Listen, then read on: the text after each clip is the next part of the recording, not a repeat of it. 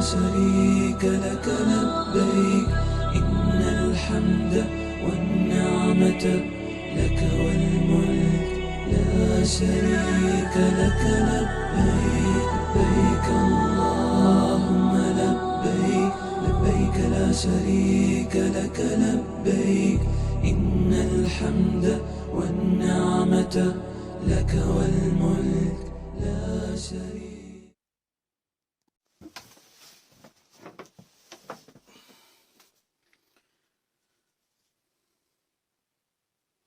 Ассаламу алейкум ва рахматуллахи ва баракату. Я вас всех приветствую.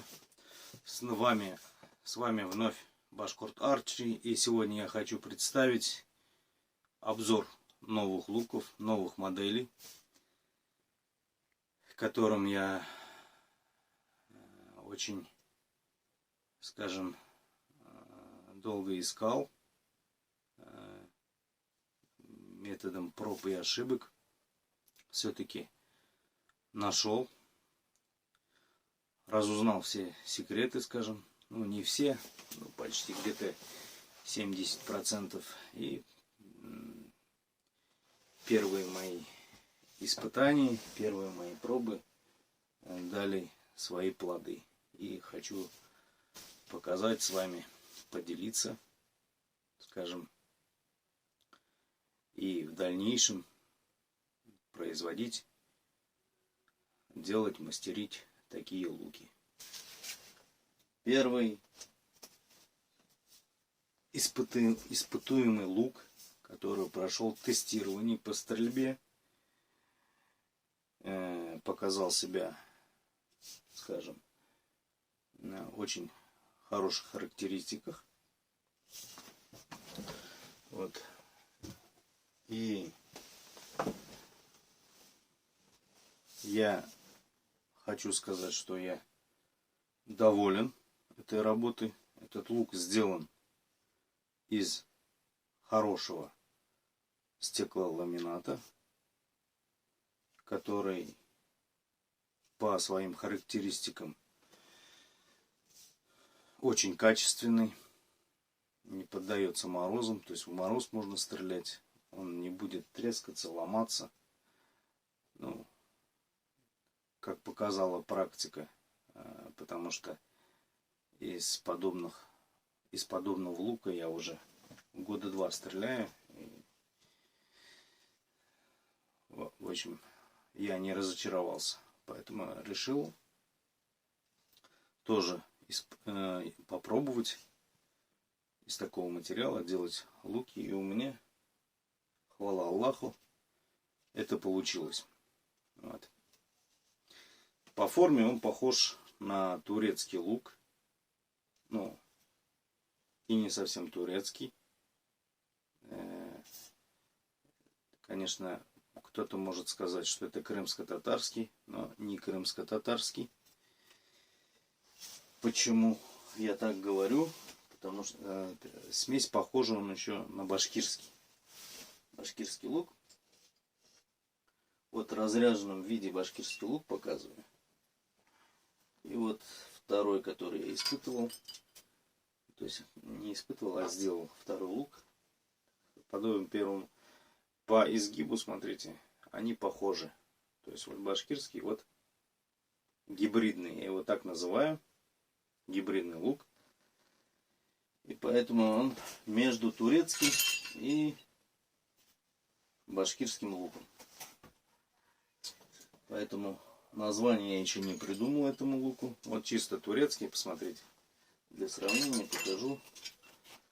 Если их сравнивать, турецкий лук прямой, а этот уже по форме другой. Натягивая, они вроде бы как похожи, как турецкие, но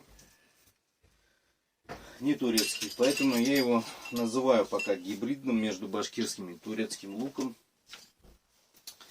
Эти луки, скорее всего, для конной стрельбы, потому что они являются короткими, удобными, компактными. То есть, и если его возить в налучи, допустим, он не занимает большого места, как другие, допустим, как там луки маньчжурские, китайские, корейские. Ну, корейские, да, они корейские больше всего, конечно, предназначены для конной стрельбы. Тоже в своих малых габаритах, так скажем, отличаются. К сожалению, у меня таких луков нету. Показать, что для сравнения. То есть, если я эти луки, то есть вот этот дешевый вариант, который у меня большинство покупает, обшиваю кожей и вот начал рисовать орнаменты, вот так вот обшивается, то в этих луках, которых я начал делать, я их начал оформлять краской. То есть посмотрите, здесь черный цвет, допустим, тут красный цвет. И также оформляется орнаментом, рисуется. Башкирские орнаменты присутствуют. Ну, сами представляете, наверное, очень трудоемкая работа, потому что вот эти вот всякие переходы, допустим, тут другой цвет, тут переходит. Все это надо обклеивать, красить. Кто занимался краской, они, наверное, знают. То есть, чтобы сделать какой-то коллаж, занимает много очень времени. И поэтому по цене, скажем, он, конечно, будет больше стоить. Пока я оформляю в двухцветном варианте. Вот. То есть вот такой вот вариант, желтый-черный, очень смотрится. Тут ручка оформлена морилкой цветом Орион. И она залакирована. Приклеена тут кожа. Ну, можно, как и на этом же, поставить кожу. И если покупатель попросит меня, то я, может, вот так вот поставлю кожаную ручку, чтобы она была защищена. А так вот в таком цвете она осталась. И смотрите, тут орнамент. Если тут орнамент я экспериментировал в двухцвете. То есть здесь контур золотой, а тут контур черный. То есть отличается. То тут я сделал уже орнаменты одинаковые. И по всей длине. Рисовал, оформлял. Этот лук получился на 35 фунтов. Ну, как я думаю, для конной стрельбы больше и не надо. Хватает, наверное, 35 фунтов. Потому что стреляем не очень далеко. Конная стрельба. Это пешая стрельба. Там нужны более мощные луки. 40 фунтов, 45, 50 фунтов, 55 фунтов, кто стреляет. Вот этот лук, который первый я сделал, получился на 27 фунтов. Ну, для детей, у меня дети пробовали стрелять с него. Конечно, тяжеловатый. У меня дочка пробовала стрелять. Тяжеловатый для нее. 27 фунтов это много. Ну, для женщин, наверное, самый то, я думаю. Это более женский лук получился. А вот это уже 35. Ну и, кстати, и женщины у нас бывают разные, да. Физически бывают развитые женщины, которые могут стрелять из 40, из 45 фунтового лука.